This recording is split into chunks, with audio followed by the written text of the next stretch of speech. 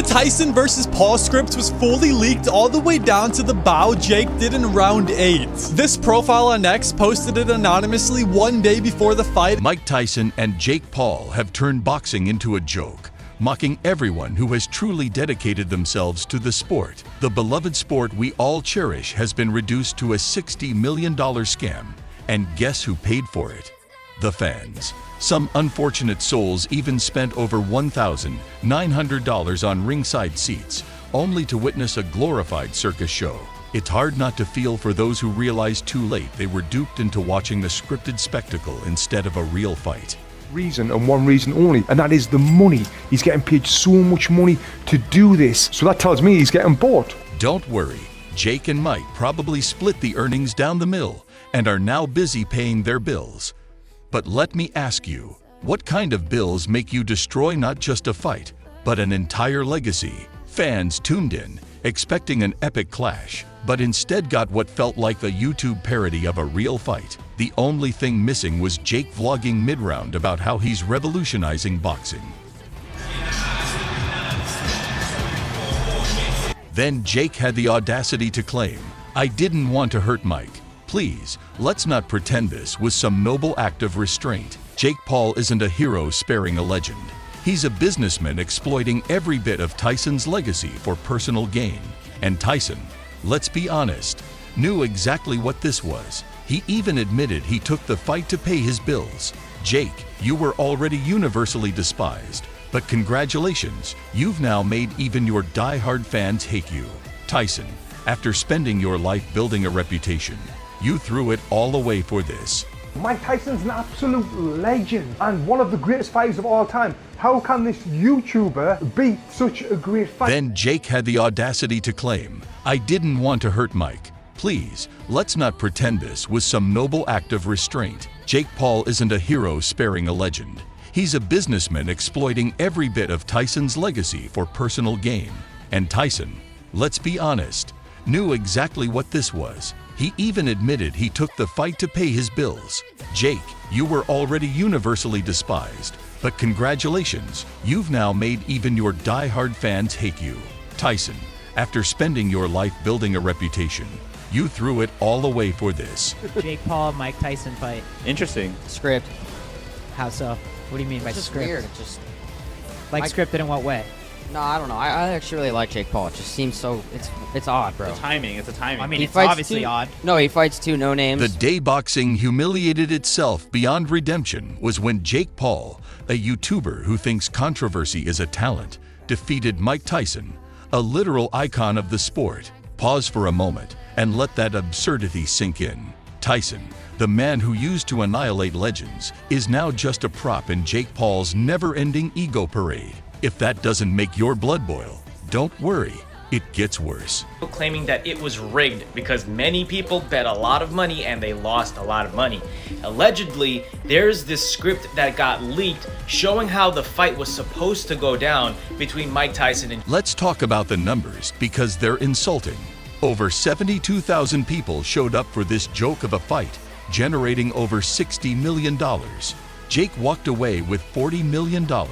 Tyson got $20 million, and fans got a front row seat to the death of boxing's dignity. That's not a fight. It's daylight robbery wrapped in boxing gloves. Tyson, it's such an honor. Let's give it up for Mike, bro. He's a legend. He's the greatest to ever do it. The real slap in the face came days before this circus act, when a full breakdown of the fight magically leaked online. Fans dismissed it as a joke, because who wants to believe their heroes are in on a scam? Then the fight happened, and guess what? Every single detail of that script played out. Tyson's vintage combos, straight from the script. Jake's youthful energy, scripted too. Tyson conveniently running out of gas after round 1. Check. This wasn't boxing. It was amateur theater with a multi-million-dollar budget. Seem to think there's no way Jake wins. They were even betting millions against Jake here. This is what Jake had to say about the rumor. He's scared or something. I don't know, but it pisses me off. I guess I'm just used to having to carry the promotions anyways. So. We will know what happens early morning tomorrow. Subscribe if you hope this... Fans, bless their hearts, poured their souls and wallets into this debacle. Some paid absurd pay-per-view fees, Others bet their savings, only to have their hopes crushed faster than a Tyson uppercut. When they tried to stream the fight, Netflix couldn't even keep its servers up. The result: lawsuits from furious fans who now feel as valued as Jake Paul's boxing career. Millions were lost in bets, and once again, the sport of boxing has been publicly humiliated. Round 1, opening bell rings and Tyson is showing flashes of his old form but slower than his prime. Round 2, Tyson comes alive but his breathing grows heavier. Round 3, Paul gains confidence and lands a sharp right that stuns Tyson. That's exactly what happened.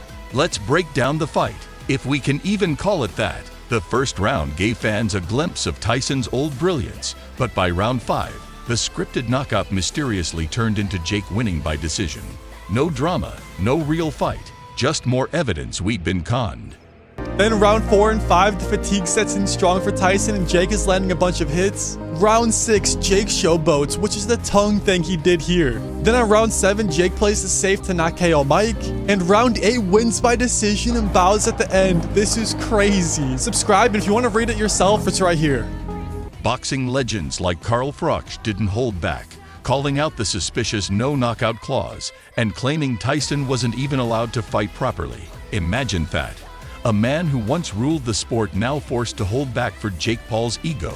Evander Holyfield also chimed in, tearing apart Tyson's performance and suggesting the entire event reeked of manipulation. Tyson was in no shape to fight. This wasn't a comeback. It was a desperate attempt to pay his bills. Let's not forget Tyson's health issues leading up to this disaster. 8 blood transfusions, massive weight loss, and ulcers that nearly killed him. He was in the hospital just days before the fight. But sure, let's throw him in the ring and call it a sporting event. Even Texas Athletic Commission approved it. That's like giving a broken car a clean bill of health and calling it race ready. This wasn't boxing. It was a complete manipulation. Tweeted that he almost died over the summer. He said, he had a bunch of blood transfusions, just had to fight to get healthy, and then his performance yesterday against Jake Paul. Just your thoughts on what we saw. Mike Tyson was right, and I was wrong.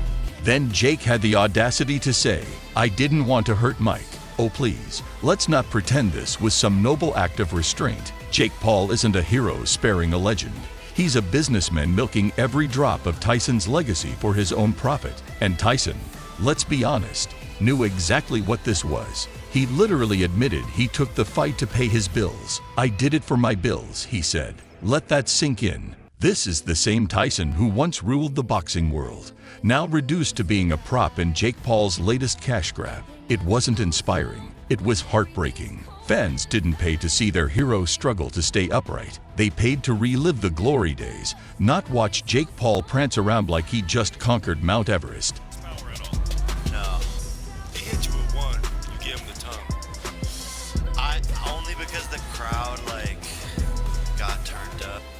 Even the experts couldn't ignore how ridiculous this was. Analysts like Dr. Bryan broke down Tyson's performance with cold hard facts. No power, sluggish movements, and a body clearly unfit for the ring. It wasn't nostalgia, it was exploitation. And Jake Paul, let's be real, fighting a 58-year-old man barely hanging on isn't bravery, it's cowardice. There's no glory in beating someone old enough to be your dad and calling it a victory. That catches him flush on the chin. Tyson's leg buckle and he drops to the canvas. Then he's out for the count, but Tyson, despite his warrior heart, cannot beat the 10 count. Winner Jake Paul by KO. It was a betrayal of Tyson's legacy, the fans' trust, and boxing itself. What should have been an epic clash became a punchline, a meme, a cautionary tale of how low the sport has sunk. Fans deserve better. Tyson deserved better, and boxing may never recover from this circus act. Paul was selling it. "I'm gonna kill Mike Tyson. I'm gonna fuck him up." And what happened? He showed mercy to Mike Tyson in the ring because Mike Tyson just didn't have it anymore. He had no legs under him. If you don't want to hurt the guy, why are you fighting him? Just to con us? To con people into buying more Netflix subscriptions? This fight sucks. Jake's entire career is built on one thing: fight no names, drum a pipe, and deliver the bare minimum.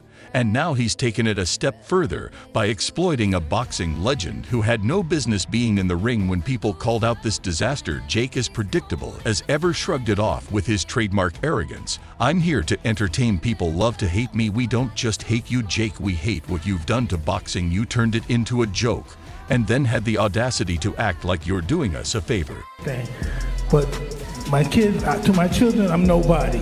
But that night they're gonna find out their father's very special. Jake deflected criticism about the scripted fight by blaming Tyson, claiming he only survived and didn't engage enough, instead of taking responsibility for the debacle himself. If I hadn't saw that, I would be worried that this fight may not. In Jake's delusional world, nothing is ever his fault. The leaked script, the painfully predictable outcome, none of it is his problem. This wasn't a boxing match. It was a pre-rehearsed play, and everyone saw it coming. Yet, Jake walked away with $40 million, laughing all the way to the bank, while fans were left empty-handed. Tyson admitted he fought not for glory, but to stay financially afloat. Watching him struggle, gasping for air, while Jake danced around pretending to be a legitimate boxer, was painful. Tyson deserved better, and we, the fans, deserved better. If I hadn't seen that, I'd be worried that the fight might not have been entirely scripted. Then there's the fan experience, or lack thereof. Pay-per-view viewers couldn't even get a proper stream because Netflix's servers crashed. Imagine shelling out your hard-earned money only to be greeted by buffering screens during a fight that looked more like a high school drama production. Fans who bet on the fight lost millions when it played out exactly as the leaked script predicted. Now, lawsuits are flooding in, with people accusing Jake and Tyson of fraud. And honestly, they're not wrong. The entire event reeked of deceit from the first bell to the scripted ending. I think I'm gonna have to handle the situation. You gonna knock him out? At the end of the day, it was a scam. A slap in the face to every fan who believed in it, and a mockery of a sport that once meant something. Jake Paul and Mike Tyson didn't just fail to deliver. They actively destroyed any remaining respect people had for this spectacle. To the fans suing over this mess, good luck. You deserve every penny back, and then some. To Jake and Tyson, congratulations. You've officially turned boxing into a parody. I hope the payday was worth it. Even boxing legends and analysts couldn't ignore how pathetic this event was. Eddie Hearn called Tyson's struggle hard to watch, a polite way of saying it was a disaster. Daniel Cormier pointed out how Tyson's hyped-up training footage was nothing but a smokescreen, and by the time the fight rolled around, it was clear this was never more than a poorly executed stunt. Colby Covington didn't hold back, calling Jake a soft entertainer who couldn't handle real competition. And he's right. Jake's biggest skill isn't boxing. It's tricking people into thinking he's a legitimate athlete. Nowhere to really be found. We just watched him bite his glove the whole time.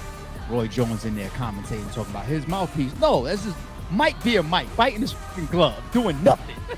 Tyson clearly wasn't in shape for this fight, yet the Texas Athletic Commission cleared him to compete. It felt like no one cared about his health, only the profits. Tyson's excuses after the fight were equally tragic. "I fought for my bills." A man who once dominated the sport reduced to this is enough to make any true boxing fan sick. It was a sad reflection of what boxing has become. Fake. This is all for entertainment. It isn't a real fight. It's a stunt. This is a stunt, man. Fans have every right to be furious. They were promised a clash of legends, but got a scripted comedy routine instead. Online backlash was brutal, with memes of Jake dodging imaginary punches and Tyson biting his gloves in frustration flooding social media. This event didn't just disappoint fans, it mocked them. It spat in the face of everyone who loves boxing and what the sport truly stands for, turning it into a joke rather than a competition.